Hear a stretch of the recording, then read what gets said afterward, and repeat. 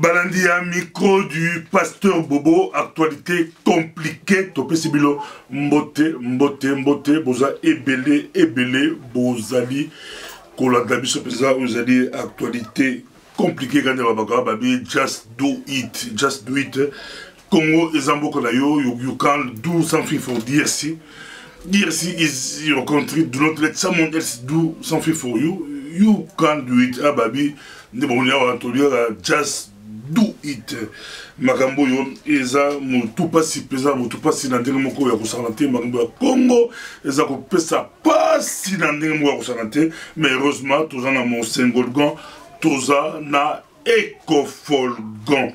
Un micro du pasteur Bobo de retour on a rassi to zongi Bruxelles to comme la tongo ya lelo to kitaki pendant la 7h du matin na si bon mo extrait à notre atterrissage à l'aéroport il y a 21 toujours comme extrait de tout kita bon moi atterrissage de mission to kenda qui peut extrait par qui a dit kokende to kenda qui malamu et puis to zongi malamu to kenda qui la Washington DC to kenda ko sala nini ça me question ba ko se poser to zongi invitation il y a UCD beaucoup na kombo na UCD ezala moko ba ONG ya makasi penza ya makasi basala ki inauguration na bango les États-Unis d'Amérique ba bengisa ki micro du pasteur Bobo ba bengisa ki pe Christelle Voanga journaliste na Kinshasa journaliste ba tuko ponaye car narati en pleine conférence na Washington ba lonsa ki pe ki ba lonsa ki abimi meilleur journaliste 2017 na Congo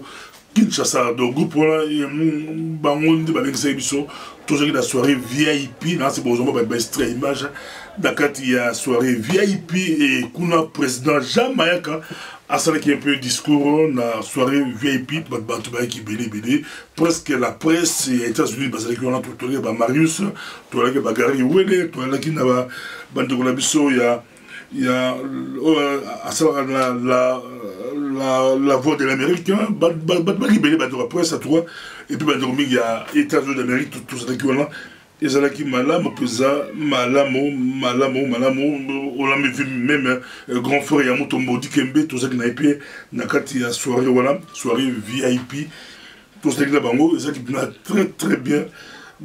Quand il y a Washington DC, la Washington DC, ça qui est là. Bon, vous avez l'image dans la actualité, il y a monté, bon, l'image, ça, il y a. Nous avons un projet urgent. Tel que vous êtes là, si nous avons une surprise sur ce que vous avez donné, nous allons envoyer au Congo, nous allons faire un petit projet urgent au Congo, c'est-à-dire faire sortir les enfants qui tombent enceintes par des inconnus ou bien des jeunes garçons. Et ces enfants-là, ils vont dans les maternités. Après avoir mis au monde, ils sont abandonnés, elles sont abandonnées par les filles sont abandonnées par leurs petits chéris et les parents n'ont pas de moyens pour les faire sortir. Nous avons une équipe en République démocratique du Congo qui a parcouru les hôpitaux et qui nous a envoyé les statistiques et les vidéos. Et puis,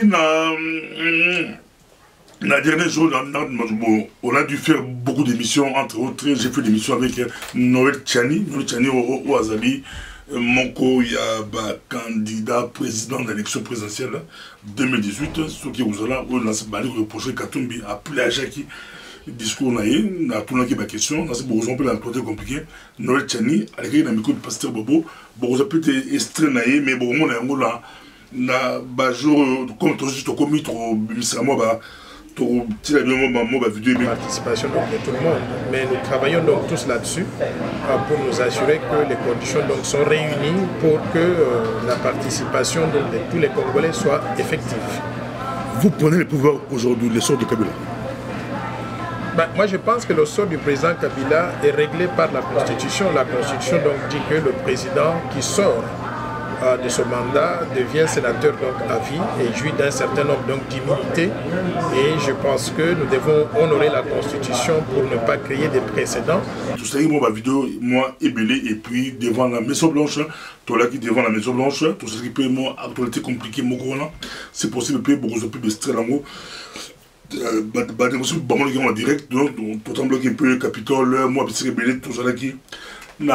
Kati ya Washington DC, bana Washington DC ba yamba ki biso très bien, ba yamba ki biso pesa, tout le bien accueil zalaki très bien, très bien, très bien. Tout le bien qui tourne la période où ba tension mon zalaki, ba tension zalaki, mais il y a le micro du pasteur, c'est ça pasteur Bobo, donc pasteur attend de la paix, pasteur attend de la kimia, partout pasteur à Kindaga.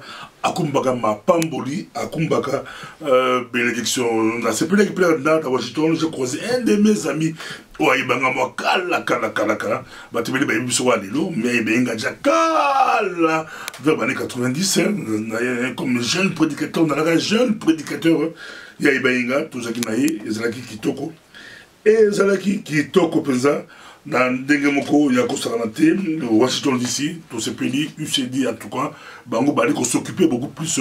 On a commencé à bana, fille ba osa zemi bazo karabon de l'hôpital, blé, moko ba priorité maman qui ba sunga basiwa, ba sunga bango, ba bimisa bango ba hôpital ba okanga bango, ba pesa ba aide, ba formation, ba aider bango, ba réintégrer dans la vie sociale.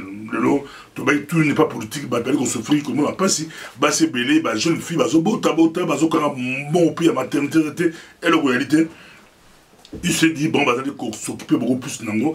Jean Mayaka Nancy Azalaka, président de la communauté congolaise à Washington, Azalaka président de la communauté congolaise à Washington. Il y a un président Jean Mayaka responsable il y a UCD, tout petit bah mon beau tenait équipe là, Mobimba.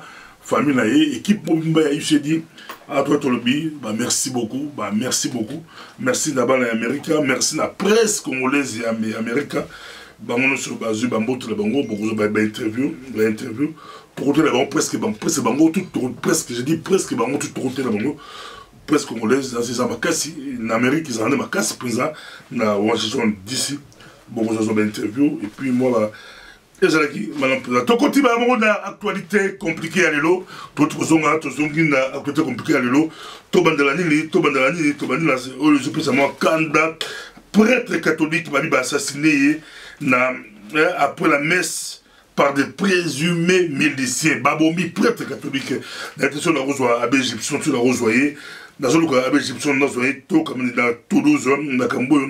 Tout à Toulouse en France, quand on a Makamboyo, mais Baza Boutikate, Baza Babomi, ce Baza catholique, catholique, vérité, Baza Bachive, Bazo Bomabango, pour bon sa conscience et Congolais, Makamboyo, écotika la beauté, donc Babomi, ils ont tué Babomi pour ça, et ça passe, na Ndenge Moko Yako Sakanate, do Abbé Etienne Sengiumva. Avec curé, la parole c'est Ketchanga, il y a bomi. Pour le comment, ça va lèvement, bazo boma. Donc, tu as le communiqué, Abbé Gibson à Toulouse, peut-être à la messe ou à la occupé, mais tu reçois la tour, sur la président Abbé Gibson, tout le monde, Makamboyo, Ezali Kolika, na autre megapé Abbé quoi, na megapé Abbé quoi, en direct. Na Togo Zappé AB quoi sur Togo tout na IP et ça en direct pour mon libre magie en direct toi tout meka AB Faustin quoi donc AB Faustin quoi na Belgique Togo mekaye tout na ye balin qui tu ça année au bon on ba bingiango année élection mais baza sukoboma na azoboma nani azakoboma makambo ezako ibanate ba monsieur abizaka yeme himself yemoko Kabila azali ko tia insécurité pour attirer la pouvoir bon ma stratégie la bango makambo mais kuna ça ba donc soit ba ko ba prêtre bazo basé ko ba prêtre makambo pour l'église catholique elle est compliqué bango na ndenge moko ya kosanté ba batia climat insécurité na mboka la Congo le temps to ko luka abe quoi Tokotika na yemoko monseigneur Mosengo ya le bilili. On ne peut pas refuser une aide quand on a les mains vides. On a Mosengo ya ma casse de Bafoza, ma casse de Bafoza, Mosengo. Ba pesi ba congolais ba proposer bon ba pesa bango plus ou moins 2 milliards de dollars américains pour l'aide humanitaire ba la conférence à Genève. Ba association bali ba mobiliser ba fonds pour aider. Mais les Kabako likamba kokamo Kinshasa aza koboya azotia lufundu aboyi edwana pour la Kinshasa azolobake awi kozwa edwana te parce que bazotia Congo la ndenge mosongo habitala baboya kati soza me vide oza eloko te otue oza me vide ba refusaka éditer makambo oyo cardinal Mosengo oyo ba congolais bali komona ke ya soka zuma solo ekosimba parce que l'élection c'est du pipeau, c'est de l'arnaque, c'est de l'escroquerie et là comme vous avez et là vous avez et puis bah politicien bah bien bango tu bah bien qui élection là ça au cas où ça biso ça au cas où ça batu comment batu yo bazongeli ba élection bah ebiki et le style lo Kabila ça ko le bata okende Kabila boy ko kende. Donc le vrai problème, Kabila, quand on dit Kabila, c'est pas Kabila l'individu, bateau, système, voilà, mafiosi, voilà, groupe, voilà, baza prêté, batika, Bufftek, Congo, ça Bufftek, richesse, bon, Congo, baza prêté, batika, yango, baboy kokende. Kokende là-bas, vous avez soulèvement populaire, ce peuple, télémi, il y a un basako banga, aussi mis chapelé, babetio massassi, aussi mis ko, babetio massassi, so qui réunion politique, batik, batabarani politique, politique, mais ce qu'on a balabala massassi, basako bangani, basako banga, baebi, eloko, bazali, kobanga, makamboyo, ezali, kosala, pasi, na ndenge moko, ya ko sakanate, makambo, ya mboka la biso, ko, dans ce forum, ils ont la Bruxelles du 26 au 28, Congolais partout pour pas se loquer na Belgique avec pour le bateau de précision Damien Touambi Boybier intellectuel congolais na Belgique à la Liège pour le bateau Boybier au Boybier d'ici là trop la précision dans la forum Mogo Congolais partout à Londres, États-Unis, France passer par là Bakoya bas sur le local surtout à la diaspora c'est beaucoup plus de la société civile. Bah, on appelle la société civile à Congo, il y a des bandes partout. Batala, des voies et moyens pour l'amboka la biso, comment tu peux se réapproprier l'amboka la biso. Pourquoi pas, tout ça l'appelle Conseil national de la transition, né bassan à Libye. Pourquoi pas, bah, monsieur habite transition sans Kabila, bah, monsieur habite gouvernement exil, mais bah, la diaspora, bah, la Kati, bah, qu'on fan d'abord solo là, et qu'on soit en Belgique, bon, en matière du 26 au 28 avril, où na Kati. Il y a Belgique. Et c'est les gars, il y a un beau Calabisio Congo. Mais quand je passais au retour que les Suisses, c'est à la Suisse, na début juin, ou la mi-juin, à la Suisse, en même temps, à Paris, de 12-13 mai, tous à Paris, micro du pasteur Bobo. Actualité très compliquée. Moïka Sanji a libéré, a Sengiba libéré, à 18 à lobby. A Sengi a retiré plainte, a libéré mais a retiré plainte contre Eliezer Tamboué, Eliezer Tamboué, journaliste célèbre à Kangama, Nangoïka Sanji, Bakanga détention provisoire, arrestation provisoire, comme vous tout les gars, provisoire, mais pression, il y a Makasi, pression à Porto, pression à partout, il y a le bi à un baki, batu belé, baki, dans Boujuma, il y a retiré plainte contre Eliezer, à Komil Bavokonaï.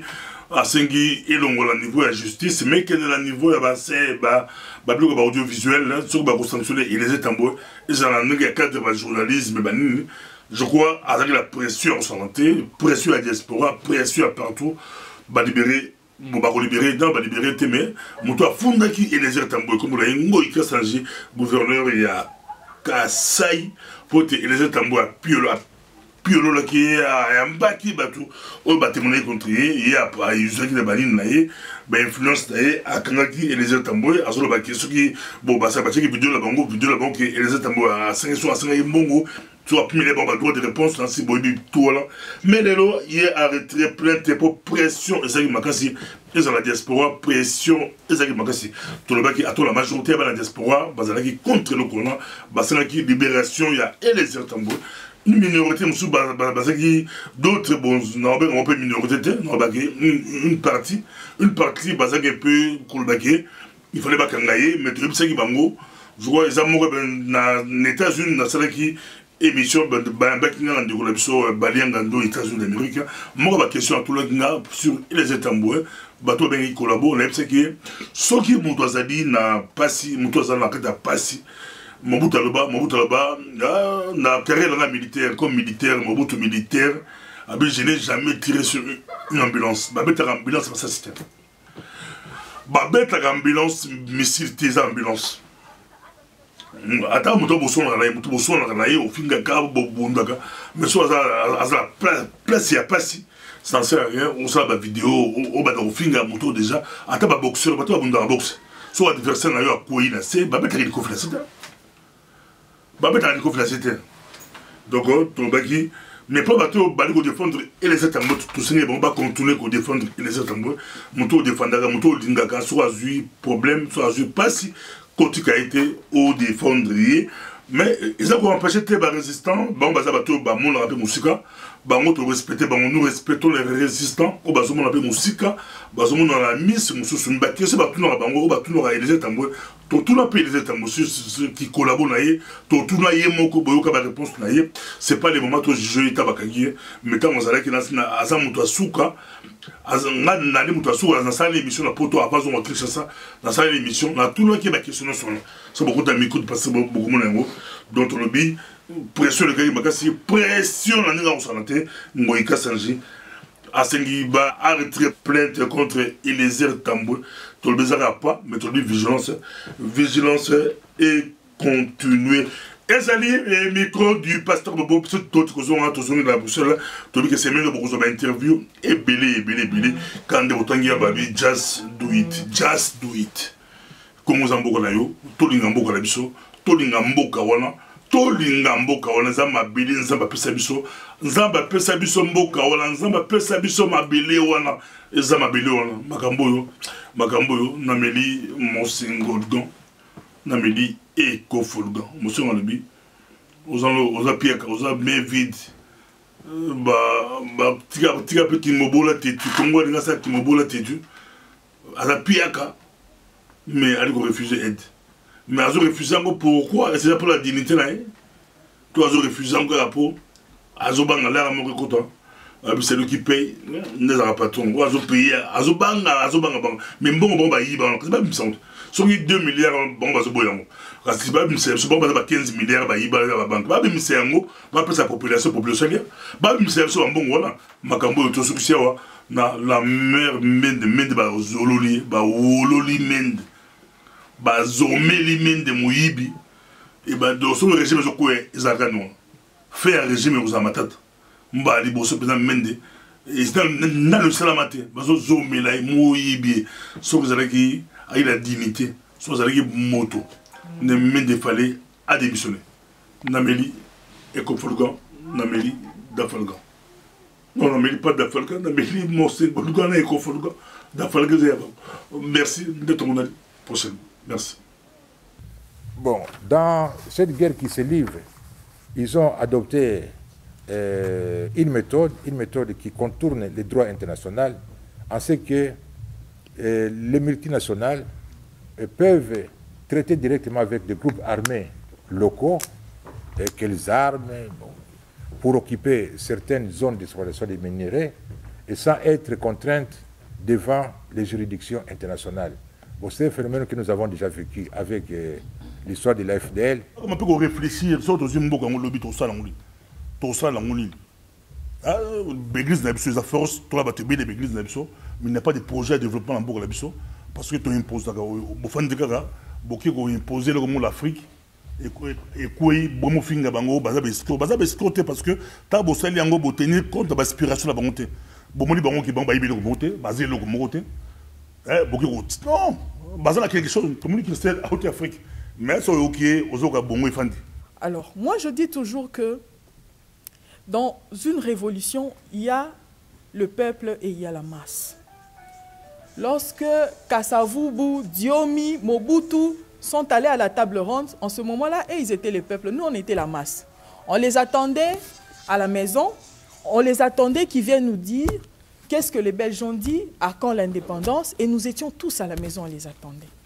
Si nous voulons révolutionner les choses, alors il faut commencer par se poser la question, actuellement, qui est le peuple, qui est la masse? Lift up, comme disent les Américains. Donc, que les conditions de vie soient améliorées.